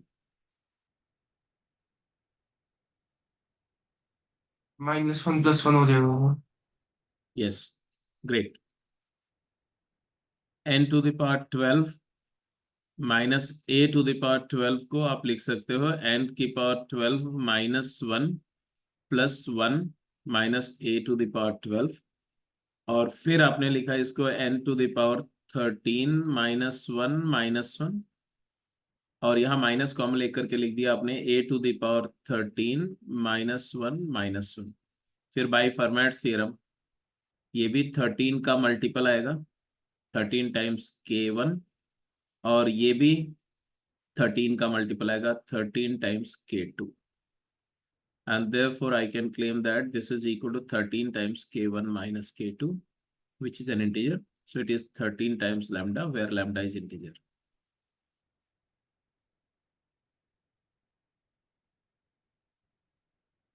तो ये बात भी valid है, ठीक है। तो just after going through format theorem और उसके थोड़े बहुत इलस्ट्रेशन की कैसे आप उसको यूज करेंगे थ्योरम को, अब बात करते हैं थोड़ा सा कि मैथमेटिक्स में किसी भी स्टेटमेंट को प्रूव करने के लिए या डिसप्रूव करने के लिए प्रोसीजर्स क्या क्या है। तो थोड़ा सा मैं फॉर्मलाइज करना चाहता हूँ, और आज का डिस्कशन जो है इसको तो कम से कम कंप्लीट करके ही क्लोज करते हैं। तो आप एक जगह कहीं पर मेंशन कर देंगे मेथड ऑफ प्रूफ। ज्यादा पर्पज इसलिए भी इसका है क्योंकि आईआईटी जेई के पॉइंट ऑफ व्यू से तो बहुत इंपॉर्टेंट बात नहीं है ये, बट ओलंपियाड्स के पॉइंट ऑफ व्यू से बहुत ही इंपॉर्टेंट बात है। That's why I wish to just have some discussion on it. तो बेटा मैथमेटिकली किसी भी मैथमेटिकल स्टेटमेंट को प्रूव करने के लिए हम दो तरह के मेथड्स, अप्रोचेस की बात करूंगा। दो तरह के अप्रोच होते हैं हमारे पास। एक को हम बोलते हैं डायरेक्ट अप्रोच, डायरेक्ट मेथड,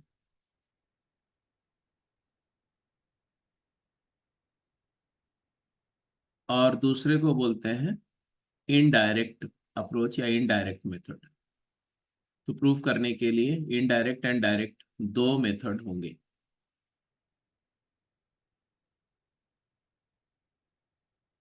ठीक है जी। अब डायरेक्ट मेथड की बात कर रहे हैं, मतलब क्या कर रहे हैं? डायरेक्ट मेथड का मतलब कि जहां पर प्रूफ करते समय हम कुछ ऐसे पॉसिबिलिटीज को यूज करते हैं जो डिडक्शन जैसा वर्क करती है। मतलब कुछ गिवन है, वहां से कुछ और कंक्लूड करेंगे, वहां से कुछ और कंक्लूड करेंगे, वहां से कुछ और कंक्लूड करेंगे, and will go to the end. Indirect मतलब है थोड़ा सा अनकन्वेंशनली अप्रोच करेंगे। तो दोनों पर बात आते हैं। मेरे डायरेक्ट मेथड में दो तीन तरीके से हम प्रोसेस करेंगे। वो तीन तरीके क्या हैं, वो तीन तरीके भी मेंशन कर लो। एक एक तरीके पर मैं एक एक एग्जांपल दूंगा सो दैट आपको समझ में आ जाए कि मैं प्रोसीजर क्या कैसे मूव कर रहा है, ठीक है। तो इसमें तीन बातें होंगी। तो एक पहले है डिडक्टिव मेथड, फिर दूसरा है जिसको बोलते हैं एग्जॉस्टिव मेथड, और फिर तीसरा है जिसको हम बोल रहे हैं इंडक्टिव मेथड। क्या क्या बोला मैंने? Deductive,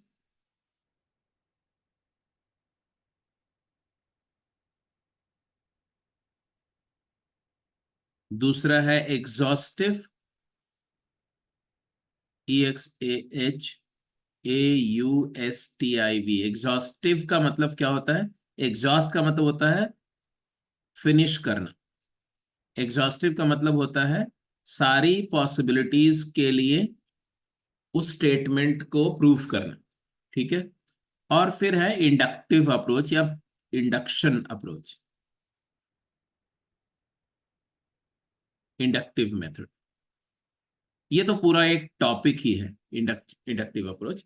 but let's take some example for the deductive method. Deductive method का मतलब क्या है कि हम चेन ऑफ आर्ग्यूमेंट देते हैं, तो वी प्रोवाइड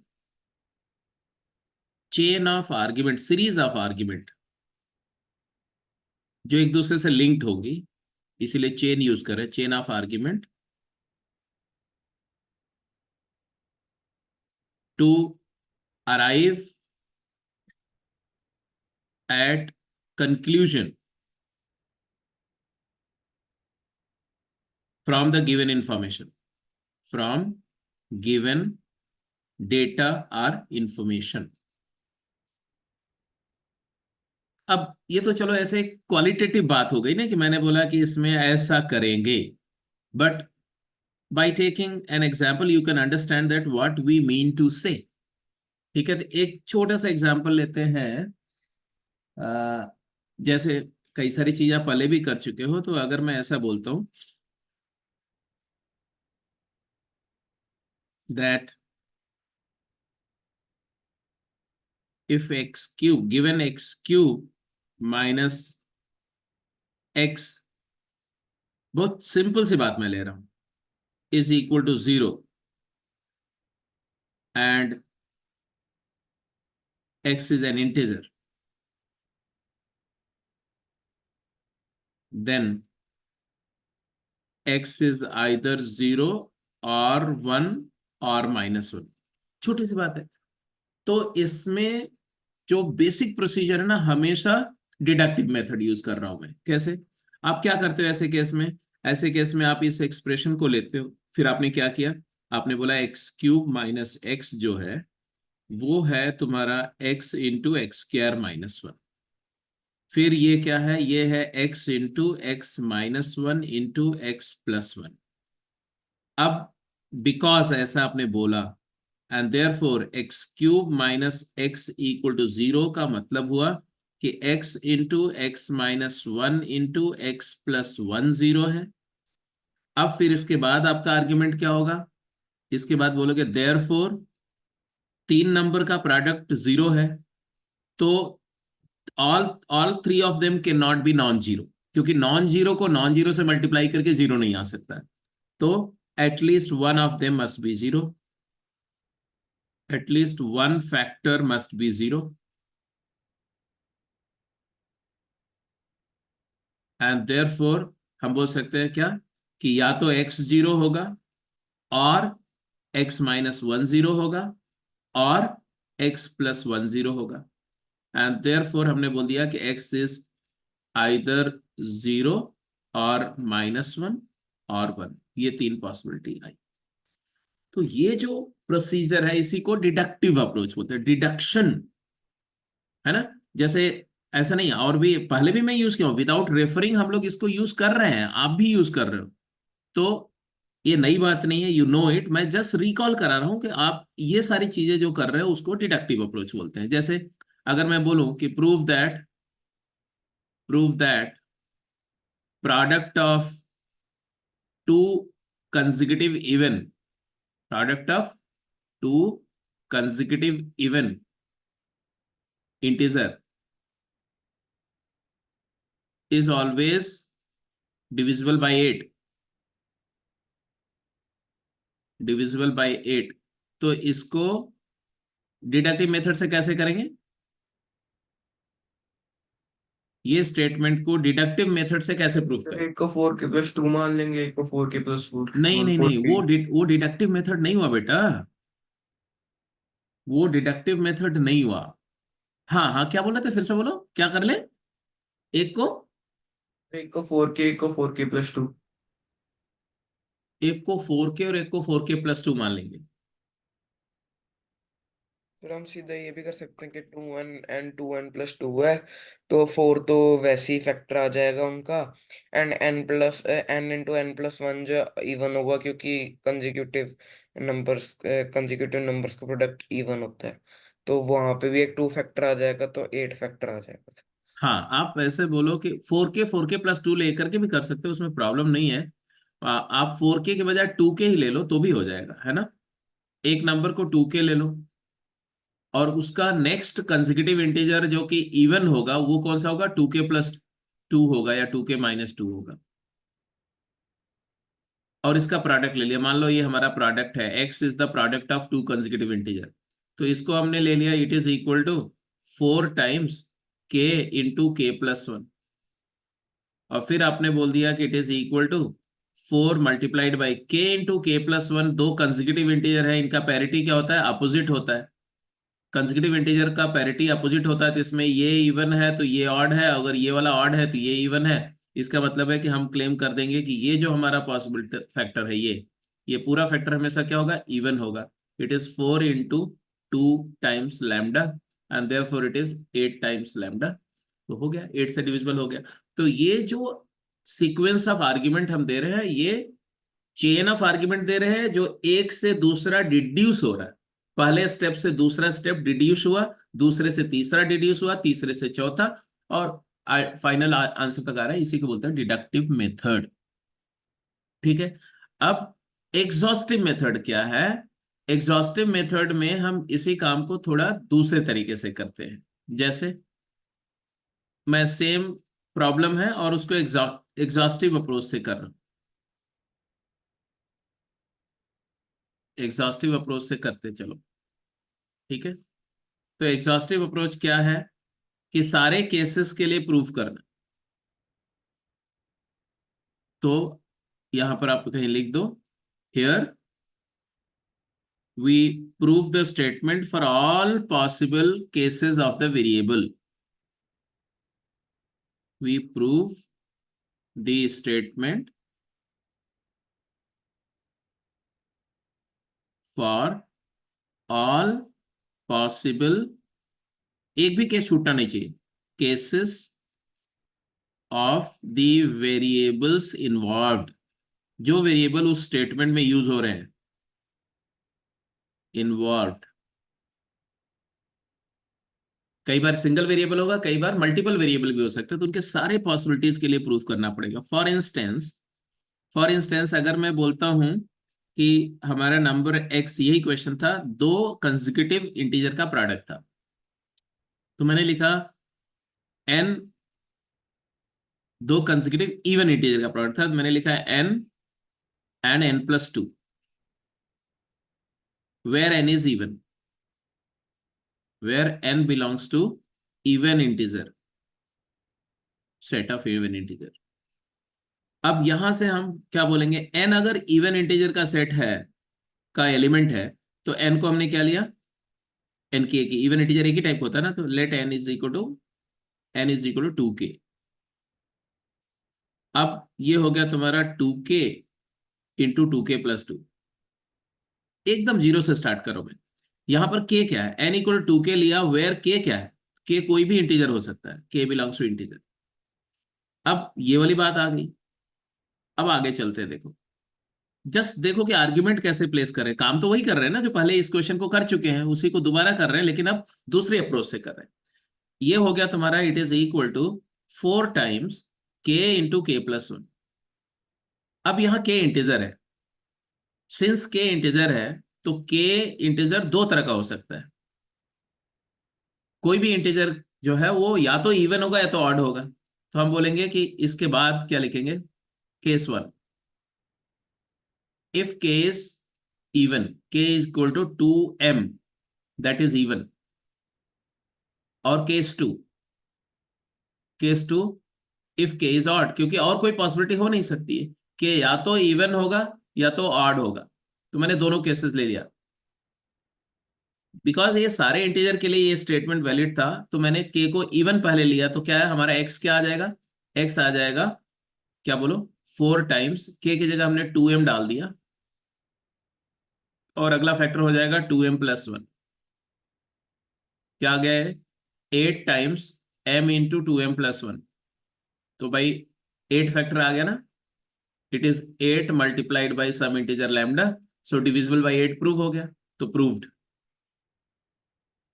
अब दूसरे केस में अगर के ऑड है तो फिर से x को देखा, इसी x में इसी स्टेटमेंट में हमने k की जगह 2m+1 डाल दिया, तो आया 4 इंटू 2m+1 इंटू k+1 क्या हो गया 2m+1+1,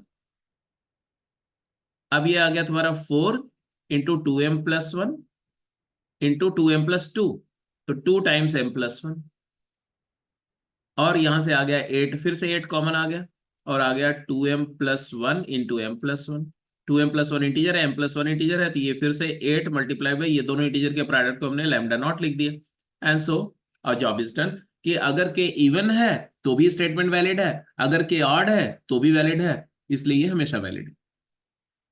अब बिकॉज यहाँ पर 8 4 2 की डिविजिबिलिटी की बात हो रही थी, तो अपन उसको इवन और ऑड करके ब्रेक किया के को।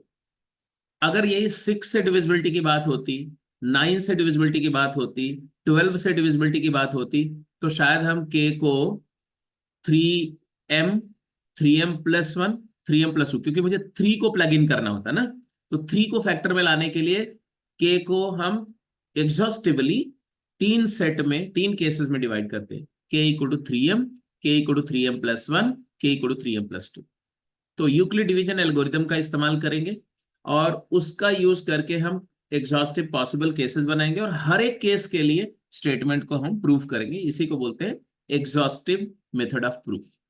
ठीक है, अब इंडक्टिव मेथड ऑफ प्रूफ, इसको प्रिंसिपल ऑफ मैथमेटिकल इंडक्शन बोलते हैं, ये हम अलग से संडे को या मंडे को डिस्कस करेंगे।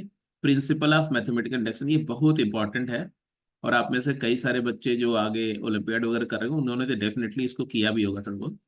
प्रिंसिपल ऑफ मैथमेटिकल इंडक्शन,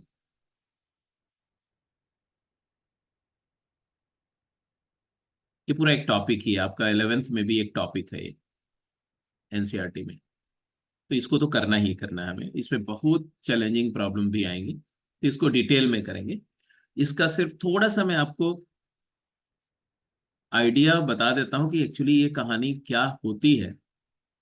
ठीक है, तो कहानी ये होती है कि अगर मान लो कि एक ऐसा सीक्वेंस ऑफ, ऐसा सीक्वेंस का एक प्लेन है ऐसा, और वो प्लेन पर हमने कुछ टाइल्स अरेंज कर दी, यूनिफॉर्म टाइल्स हैं ऐसे, और ऐसे वर्टिकली खड़ी कर दिया, ब्रिक्स है मान लो, ऐसे खड़ा कर दिया आपने। मैं फिलोसफिकल कॉन्टेक्स्ट में बात कर रहा हूं कि हाँ, ये इंडक्शन इंडक्टिव मेथड का मतलब क्या है। कितनी टाइल्स हैं, अनकाउंटेबल नंबर में, काउंटेबल नंबर में है बट इन्फिनाइट है, इन्फिनाइट मेनी टाइल्स हैं, और एक टाइल यहाँ लास्ट में भी है, मान लो कोई, लास्ट तो नहीं बोलेंगे क्योंकि इन्फिनाइट है, बट ये ऐसे चलता रहेगा ऐसे। ये टाइल्स में खासियत क्या है कि हर एक टाइल की लेंथ जो है मान लो L है, और उन कोई भी दो कंसेक्यूटिव टाइल के बीच का जो सेपरेशन है ये D है, या D1 है, ये D2 है, ये D3 है, ऐसा भी बोल सकते हैं। और कंडीशन एक दी हुई है क्या, कि जो DK है ये हमेशा लेस देन L है। तो ये परफेक्ट सिचुएशन है इंडक्शन को क्रिएट करने का, क्या कि if you push this tile forward, इसको गिरा दो, क्या होगा, अगर आप फर्स्ट टाइल को धक्का दे दो आगे की तरफ, तो ये वाले टाइल गिर के कहाँ जाएगी, इसको हिट करेगी, ये वाली टाइल को हिट करेगी, बोलो। और इन टर्न ये वाली टाइल मतलब ये इस पे गिरेगी, ये वाली इसको गिराएगी, पुश करेगी, ये इसको पुश करेगी, ये इसको पुश करेगी, और उसका अल्टीमेट रिजल्ट क्या होगा? फर्स्ट टाइल ने सेकंड को पुश किया, first tile will let the second fall, second falls on third, third on the fourth, fourth on the fifth. तो ये अपने आप एक इंडक्टिव इफेक्ट शुरू होगा। इंडक्शन मतलब जो इंस्पायर कर रहा है, कहां से?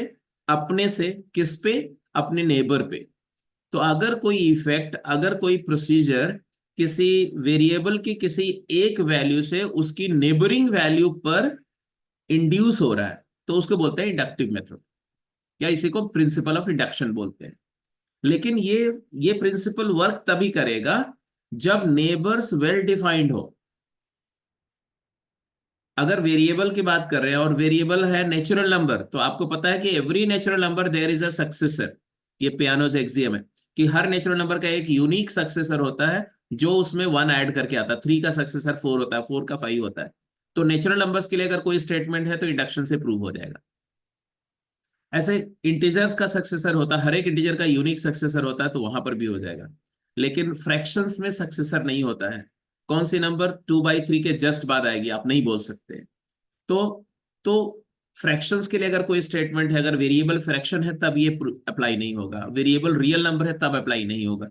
तो जिस सेट ऑफ वेरिएबल्स की जो set of values natural number है उनके लिए ये प्रिंसिपल डिजाइंड है। इसको बोलते हैं principle of method of induction, जिसको हम लोग पूरा 1-2 लेक्चर में वर्कआउट करेंगे, ठीक है, क्योंकि ये इंपॉर्टेंट है, डिटेल होगा। अब आ जाते हैं थोड़ा सा इनडायरेक्ट मेथड ऑफ प्रूफ में। और इनडायरेक्ट मेथड ऑफ प्रूफ को तो नहीं, आई थिंक आज नहीं करेंगे, अगली क्लास में करेंगे, ठीक है। तो इनडायरेक्ट मेथड पर हम लोग कल के डिस्कशन में कर लेंगे, उसी के साथ कोई क्वेश्चन के कॉन्टेक्स्ट में कर लेंगे। तो डायरेक्ट मेथड में यही 3 ही अप्रोच है, ध्यान रखना।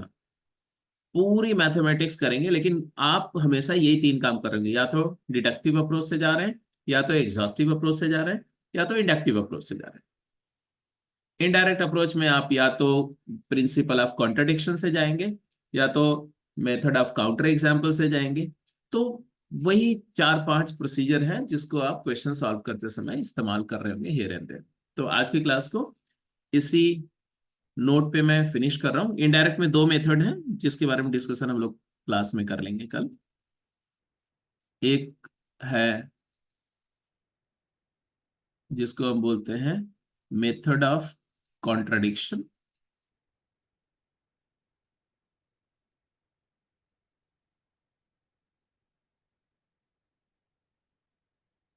और एक है मेथड ऑफ काउंटर एग्जाम्पल।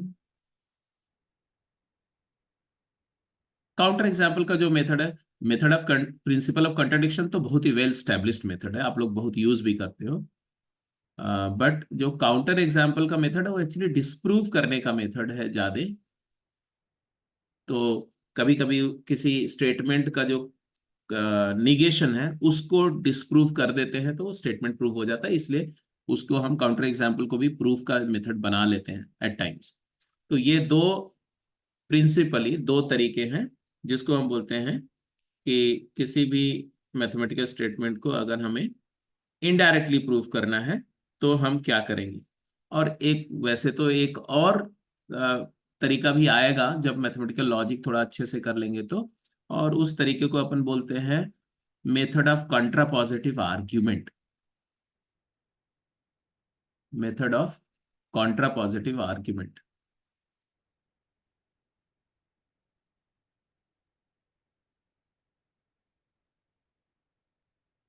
ये कॉन्ट्रापॉजिटिव वगैरह जब मैथमेटिकल लॉजिक में कराऊंगा तो जब रेगुलर क्लासेस स्टार्ट हो जाएंगे तो आपको ज्यादा अच्छे समझ आएगा। But yes, I do talk about this one in tomorrow's class as well as at least 1 or 2 illustration on this one, और थोड़ा सा कॉन्ट्रापॉजिटिव पर भी मैं बात करूंगा।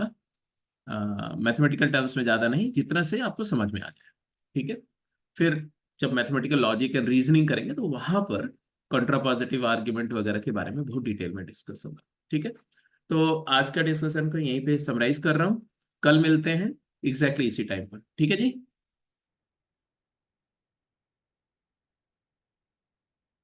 हेलो यार, तुम लोग चुपचाप हो जाते हो, क्या बात है? नाराज हो गए क्या? हैं?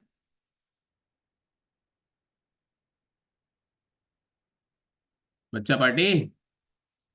Yes sir. ठीक है, जा आज का डिस्कशन में जो भी हुआ सारा कुछ फॉलो किया, कोई दिक्कत तो नहीं किसी को? No sir. No sir. No sir. No sir. ठीक है ठीक है, चलो फिर आप लोग देखो अपना। ये अभी मैंने धीरज सर को फिर से रिमाइंड कराया था, आपको मैंने बोला था कि असाइनमेंट देंगे, तो इन्होंने अभी भी शेयर नहीं किया हुआ है, तो उन्होंने बोला है कि 9:30 के आसपास आपके पास में पहुंच जाएगी असाइनमेंट। ठीक है, तो मेरे पास आ जाएगी तो मैं भी आपको शेयर कर दूंगा। उसमें जो मैं एक्सरसाइज बोलूंगा उसको आपको करना है। उसमें थोड़ा सा ब्रीफ में थियरी भी है, और बीच बीच में कुछ वो मटेरियल के अंदर में कुछ कुछ इन चैप्टर एक्सरसाइजेज हैं, तो एक बार थियरी को भी रीड कर लेना। कुछ कुछ छोटी छोटी बातें हैं जो मैंने मेन मेन पॉइंट्स पर मैं डिस्कस कर रहा हूँ, कुछ बहुत बेसिक बातें हैं जो आपको आनी चाहिए इंफॉर्मेशन के तौर पे, वो वहां पर है, वहां से रीड करना और वो एक्सरसाइज करना। ठीक है, so let me close the call for today बेटा, see you tomorrow, have a great day. Okay thank you sir. Okay, thank bye you sir. Bye bye.